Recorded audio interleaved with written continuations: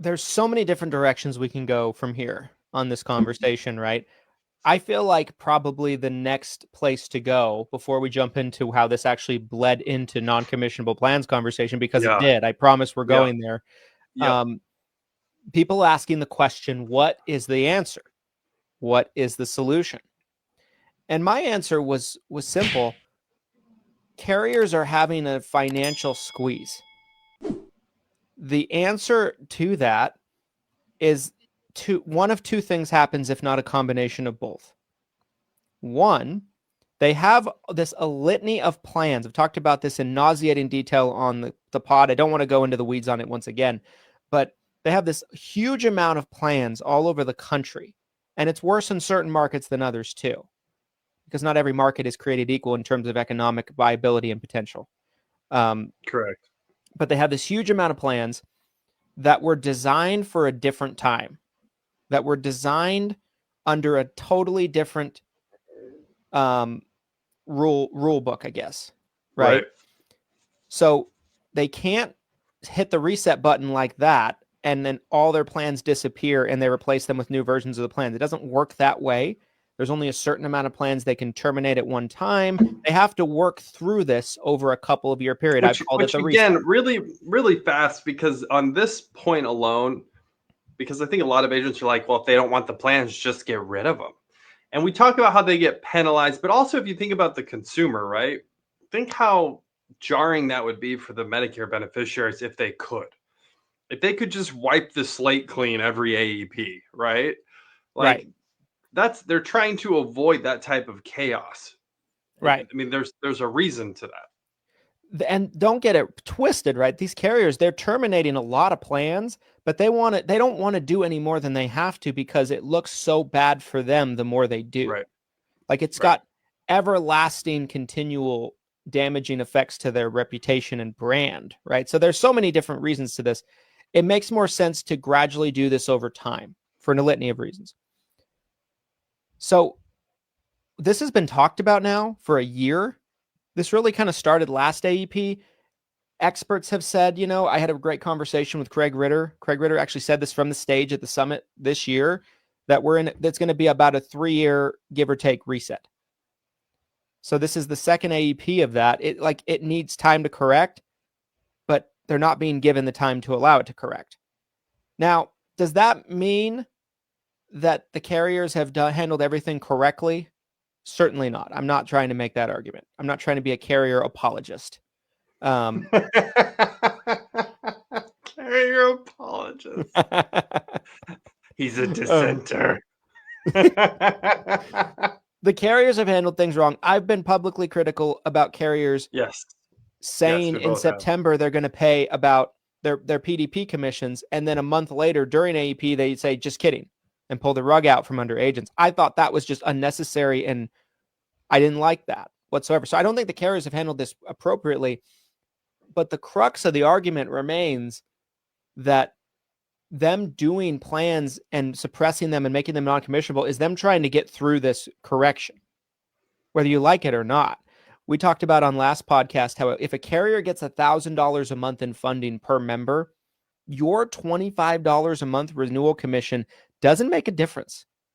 I'm sorry to say. Correct. The second thing that needs to happen, if not both at once, if not one or the other, maybe a combination of the two, is the carriers need more funding because they're paying out a lot more for prescription drug costs than they did before. It's just kind of a dollars and cents things, right? They either have to make the plans just strip them, right? All the ancillary benefits, all the goodies that we're used to on the Medicare Advantage plans, they can't exist in the same way if they're going to pay out on prescription drug claims like they did. So the carriers either need to be funded more, or they need to be allowed to correct, or there's a combination of the two, right? Right. But so that's why I'm skeptical about DOIs coming out, even CMS coming out, right? We're expecting to get a proposal from CMS probably in the next 30 days, I would imagine. Even if they come out and they mirror a lot of this verbiage that the DOIs are saying, it's not fixing the larger problem. What agents don't understand is if the carriers aren't allowed to make money, they're not going to pay you. Like they need to be able to profit. I love how you said that. You're like, So how do I anyway, get this through to the agents listening and hearing this and watching this? but If anyway, they're so not making money, they are not gonna pay us. Do right. you guys get that? So if that is the root of the issue, and those are the things that need to happen, and they're not allowed to happen, where do we go from there? That was my argument, right? Like, where does this go from there? Well, and also to highlight, the reason I think HMOs are becoming the new standard, right, is because I think the cost of care is less, right, compared to a PPO. Sure. So Yeah, they can control costs. they can control costs. It's also, HMOs are typically more focused on preventative care, right? That's another positive, I think, for everyone, right? This isn't just about kneecapping seniors' benefits here. I think there's a lot of great cost savings with HMOs, but also some potential good health savings too. If we focus on preventative medicine, I've heard the stat before. I don't have it pulled up in front of me right now, but it's something like every dollar that goes into preventative medicine, it's like $4 in care that gets saved because if that you catch something early, now they're not going to have to go through whatever that procedure could have been, chemo, etc. So, I think there's a lot of good things that could potentially come from that. But yeah, the bottom line, like Christian just said, is like the carriers have to be making money in order for us to make money. It is a symbiotic relationship. And for whatever reason, that is where there's a huge disconnect, I feel like, is between the carrier and what they're doing and what we're doing as agents and brokers. It just seems like there's this disconnect in the industry, in the Facebook group, among agents. And I see agents posting things, like throwing out United Healthcare's net income or Humana's net income or Yeah, Aetna's net income. And it's like, oh, this money, but can't pay on plans. Well, it's like, no, they're not going to stay there if they pay that's on like a plans that weekly. don't make them money. That's a weekly post, by the way, where it's like they're like Q 2025 Q1 net earnings, you guys. And it's just like line by line, carrier by carrier. It's like 90 billion, 70 billion. Like, they don't need us.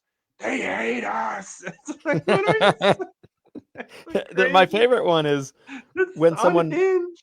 my favorite one is when people put out there like the CEOs of that company's salary. Like, Yeah, the CEO makes 20 million per year. Well, they should give some to us for the plans. And I'm just like, first of all, do you think that CEO is more valuable to the carrier than you are, little agent? I do. Yeah. I think they're more valuable to the carrier. Not to say the agents aren't valuable. I'm not trying to take that position, but it's just a weird argument to me. Again, right? A carrier is going to look at every plan on a plan by plan basis. It's not a giant conglomerate conversation of all of their profits. It's like, okay, this plan, the margins are bad. We got to solve that. And that's how carriers operate. Okay, before we get further into the non-commissionable plans part of this conversation, I want to go back to the state DOI.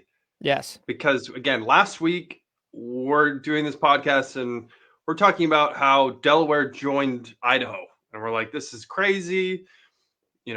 Halloween, we do a podcast, it's just Idaho. Then the Monday after Halloween, it's Delaware and Idaho. Now, here we are a week later, and now it's up to, I believe, 5 states. I think it's South Dakota, Oklahoma, New Hampshire, Delaware, and Idaho now, who have all issued very similar bulletins. What are your thoughts on the fact that we are now up to 5 separate state DOIs that have issued bulletins talking about their concerns with non-commissionable plans? Yeah, I mean, I have conflicting feelings about it. I think it's good to keep the carriers in check from a regulation perspective because, again, I don't think they've handled everything the way I'd want them to. I don't think they've been completely blameless in this whole situation. So I like holding them accountable, but what I don't like is squeezing them so hard in a tough situation without a solution. Because I think if you do that, it then creates a domino effect to where things are worse for us as agents. Yeah. So I think there needs to be a meet in the middle point where like there's a solution that actually fixes the problem, and at the same time the carriers are held in check. That's the perfect mixture there to me.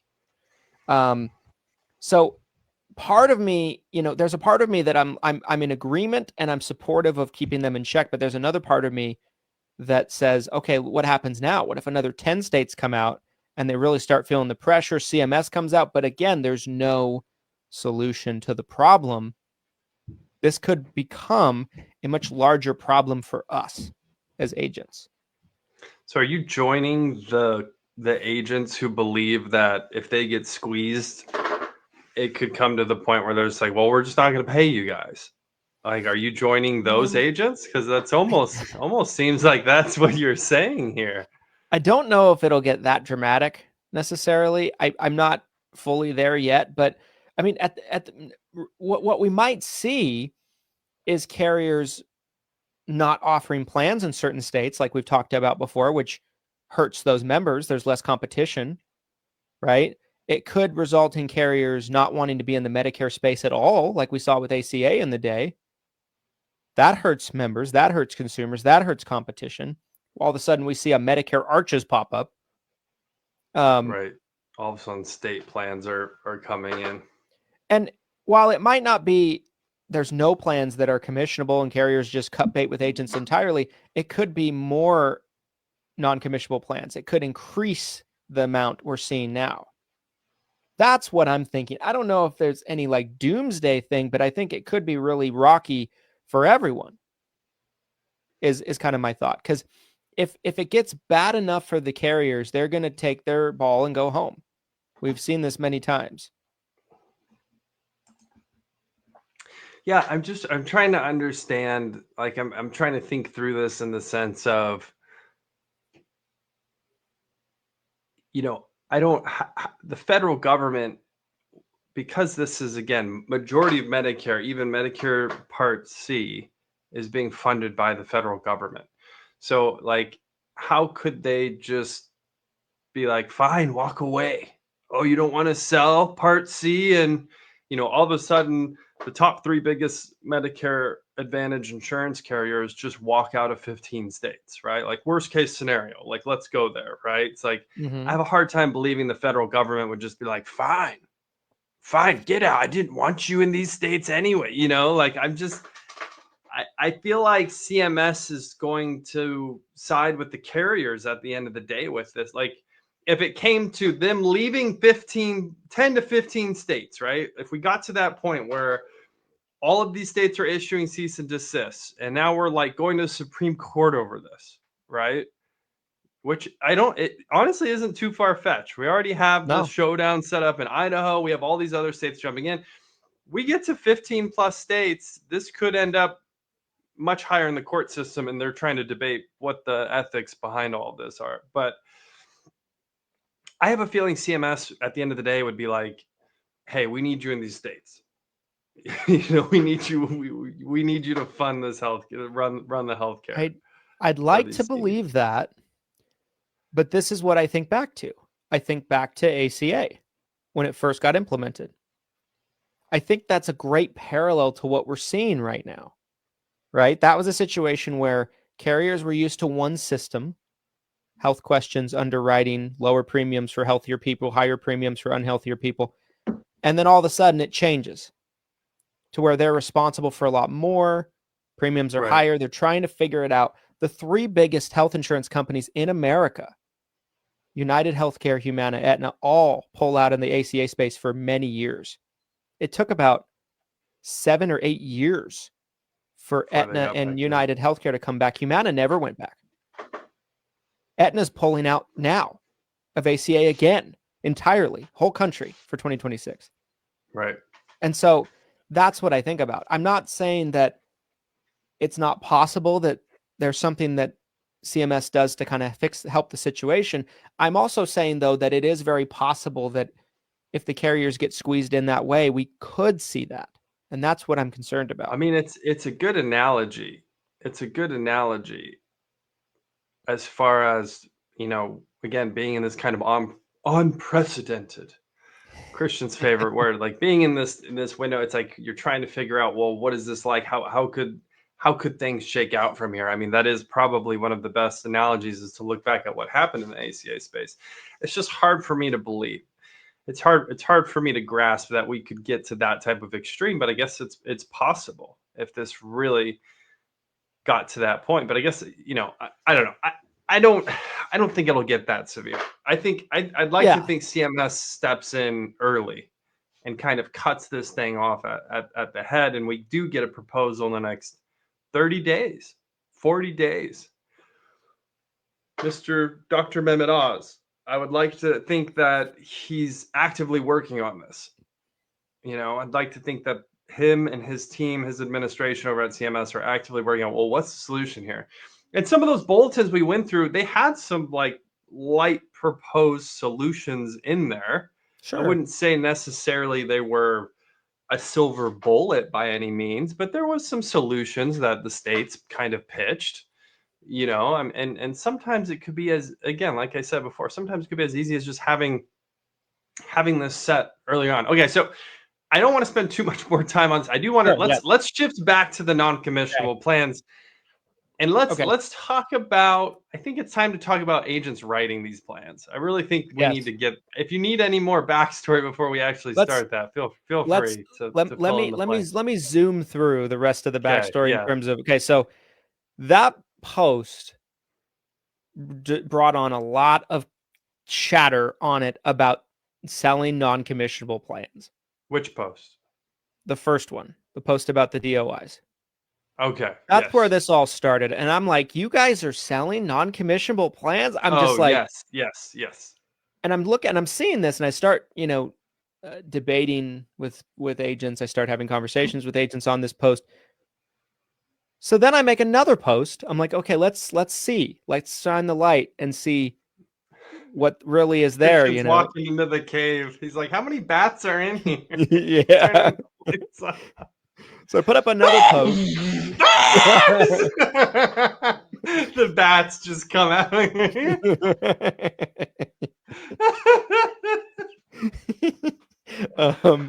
The way that text was formatted, the post was great. I mean, you could tell Christian's probably laying on his sofa, one hand. He's like, all right, guys, let's do this. Yeah, baby on my chest. My mind. Yeah, I felt it. Yeah. So that's literally what the setting was. Asleep, peaceful, and I'm giggling on my phone. Agents, and it was agents who are selling non-commissionable plans are the problem. Change my mind. Are part of the problem. Change my mind. Okay, there we go. It's or contributing to the problem, something like that. And it blew up, this post. And I would say the majority was in agreement with me, but there was enough who pushed back on it that was a little concerning. And it really opened my eyes to how many agents out there are selling non-commissionable plans. Now, some were just saying, oh, I'm just selling non-commissionable PDPs because I can't get paid in any PDPs. Right. We can talk about that. Yes. But there was also plenty that were like, I'm selling the MA. I'm getting referrals out of it so I can sell those referrals in non-commissionable plans.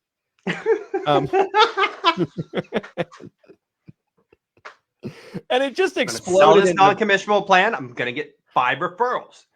I'm going to write 5 more non-commissionable plans. Now I'm going to get 25 referrals. Do you see where this business is going? And it just exploded into multiple posts, multiple topics of conversation, a post from you, several more from me. And it dominated the Facebook group over the weekend. Lots of contention. Comments. There was just, it was a bloody battlefield in those comments. Yes. It really was, on both sides. People just falling on the sword. I was sitting there over the weekend with my wife, and I'm like explaining to her what's going on. She's trying to understand what's going on in the group because she doesn't really pay attention. And I told her, I'm like, I'm going to throw a grenade in the middle of this and make fun of handwriting cards. And I did, and that created its own thing. We don't need to talk about that. We talked about that on the show, but Yeah, we did. it was a lot this weekend. So okay, that's caught up. That's caught up, right? So let's talk about this. Let's talk about agents writing non-commissionable plans. So your thoughts. So the number one, and I want to say this too. It's tough because I feel like Christian and I are in this every day. Like we're in the agency, we're in the FMO, like we're dealing with these same things that you guys are. And a lot of times when Christian and I like come to a solution or like we're talking through these things, I'm thinking we're very similar to the majority out there. And again, spoiler alert, on the agency level, we're not writing any non-commissionable plans, period. PDPs, again, that's what we'll get into that a little bit right now. We'll talk about it. Topic of conversation. This is non-commissionable Medicare Advantage plans. We are not and will not be writing any non-commissionable Medicare Advantage plans as AAP. And I thought the majority of agents kind of fit in with our paradigm on this. Like our thoughts are, because again, why would you want to, right? Like there's no benefit that you're getting. You're going to lose the renewals. And so what came up in the comments, the number one reason it was essentially customer experience. That was the number one reason other agents were saying, hey, I know I'm not getting paid. I want to take care of this client. I've gotten paid on them for 10 years. And, I could get a referral time to stop. From them. It's time for that to end. Please stop paying me renewals on it. And so this is where I feel like the diversion happens, because yes. I am on the team of customer experience. You look at Amazon, you look at Apple, you look at these incredible companies that they're obsessed with customer experience. And I think, Christian and I, we have 5 different companies. Doesn't matter like which one you're interacting with. We fall into that same boat. Like we want you to have an incredible experience working with our companies, whether you're a Medicare beneficiary or you're an agent at the FMO, or you're buying leads, or you get a virtual assistant from us, or you're part of the CRM, you're in the university, you come to the summit. It doesn't matter how you interact with us. We want you guys to have an incredible client experience. We get that. However, we also are under the impression that this is contributing to the problem, just like Christian said in his post. Like, if we write that non-commissionable plan, not only are we personally taking a hit, but we're giving the business that the carrier doesn't want, right? They're not paying not to try to save money, but they're specifically paying because they don't want that plan. They're de-incentivizing the plan because they don't want people on that plan. So we're hurting our carrier partners. And that's something that gets missed entirely in this conversation, because everyone gets laser focused on I want to take care of my client by making them not my client anymore and writing this non-commissionable plan. So you're hurting the carrier. And that's something that I think gets missed a lot in this conversation, because almost every single person that tried to defend writing non-commissionable plans, they didn't mention that. They didn't mention, I know this hurts the carrier, but I'm doing it anyways, right? So that's the big one. That's the contributing to the problem part.